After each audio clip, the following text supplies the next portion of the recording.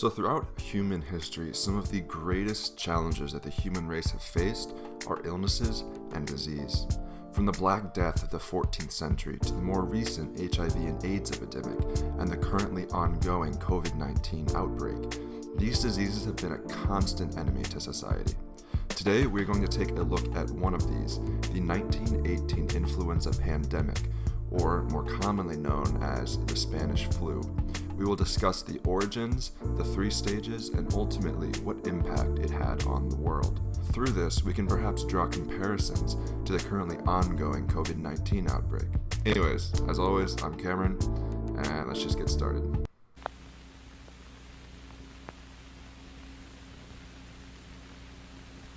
Okay, so before we get into the origins and the first phase, let's quickly review what exactly was the 1918 influenza outbreak. Well, obviously, influenza or the flu is a respiratory virus that is highly contagious through sneezing, coughing, exchanging of bodily fluids, etc. Now, typical symptoms of the flu and the 1918 pandemic could include chills, fever, fatigue. However, generally the flu isn't super dangerous and a speedy recovery is generally expected. This was the case with the first phase of the 1918 outbreak, however the second was far more deadly, but we'll get that later. So how and where did this Spanish flu originate? Well, this is not quite known for certain, however one of the first cases was actually recorded on March 11th, 1918 at Camp Funston in Fort Riley, Kansas, a US military camp. Wait, you might be asking now, I thought this was the Spanish flu. Well yes, that is the commonly used name and the origin of it is quite simple. We'll tackle that now just to get it out of the way. In 1918, World War I was in full swing, and as such, many countries had media restrictions and blackouts that restricted what the media was allowed to cover. This was essential in keeping wartime morale high. Spain, however, was a neutral country in the war, whose media was free to cover whatever it pleased. Thus, it was the first to cover the outbreak extensively as it began to spread around the world. It was also a country that was hit heavily by the virus, and thus from the outside, it may have seemed that Spain had to have been the origin point. In reality, however, the virus did not originate there, and at the same time the Spanish media was reporting on it, it was already ravaging many other countries.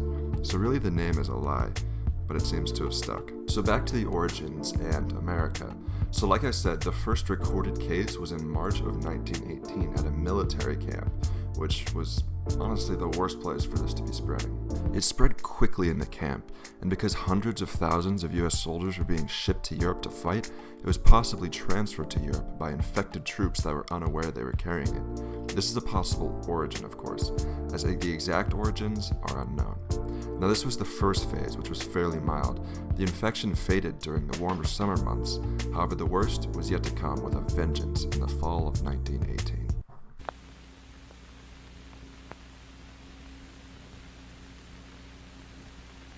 Now phase 2 was the worst of the 3 phases. The first phase of the virus much resembled a normal flu, which mostly affected the sick and the old. However, young people typically would recover quickly. However, by the fall of 1918, the flu virus had mutated into a far more deadly form, one that began infecting and killing young and healthy individuals between the ages of 20 and 40. Now the second phase most likely originated because of the conditions in wartime Europe, specifically the trenches of France. These horrid conditions lent to the rapid mutation of the virus into something far more deadly, that quickly began spreading around the globe, most likely after the war ended and the returning soldiers began to bring it home with them. The deadliest month of the whole duration of the virus was that October of 2018. Alongside the deaths, the virus began to wreak havoc on daily life as well. Hospitals around the world in the most infected areas such as France, Spain, and the United States began to be overloaded with patients they were not equipped to deal with.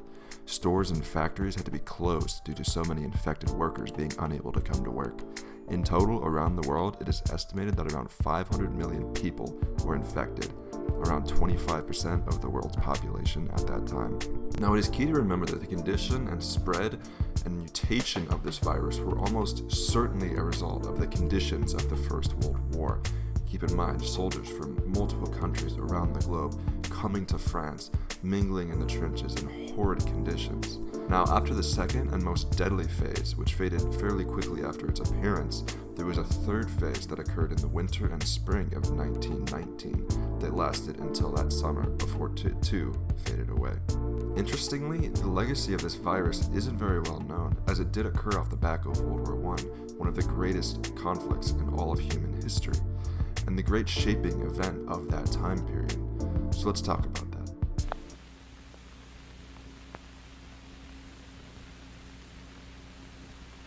Now, as I mentioned earlier, the virus infected around 500 million people worldwide, which was a massive number at that time, and the total deaths of the virus are even more staggering, with an estimated 50 million people throughout those 3 waves. And keep in mind, those 3 waves only lasted about a year. Now, one of the tragedies of the whole epidemic was that for many decades it was mostly forgotten, and there was a tragic lack of record keeping and news coverage on it due to World War I overshadowing it. There have been so many more outbreaks since then, but none have ever been nearly as deadly. 50 million is a staggering number, and ever since there's been research conducted on this outbreak and how it spread, which has helped to narrow it down to the army camps that I mentioned briefly earlier. Clearly, the vast congregation of people in poor conditions quickly accelerated the spread and mutation of the disease. Now think about the current COVID-19 pandemic occurring right now in 2020. Imagine if governments had not begun to close borders, quarantine cases, etc. With modern technology, people can travel far and wide in less time than ever before, and because of that, the modern virus has spread globally so quickly. However, we also have more knowledge in medicine and science that can benefit us in combating the spread of COVID-19 that did not exist in times like the outbreak of 1918. It is an interesting comparison to draw, and there are many things to keep in mind from learning about the outbreak. These viruses can mutate into deadlier strains, or they can disappear as quickly as they appear. So it's important we listen to the people who are knowledgeable on these things, even if it means quarantining and self-isolating. But anyways, I'm just rambling now. The moral of this is that the outbreak of 1918 was probably the most deadly in current memory, and there are many, many lessons that can be learned from it, especially today. Hey y'all, so I hope you found this video to be informative and entertaining and all that. I know many of you are probably socially isolating and quarantining and all that fun stuff right now, so hopefully it kind of lightened up your day a little bit and made it suck a little less. If you enjoyed the video, please like, comment, subscribe, comment some ideas for other topics you might like me to cover. That'd be cool. I'll see if I can get to them.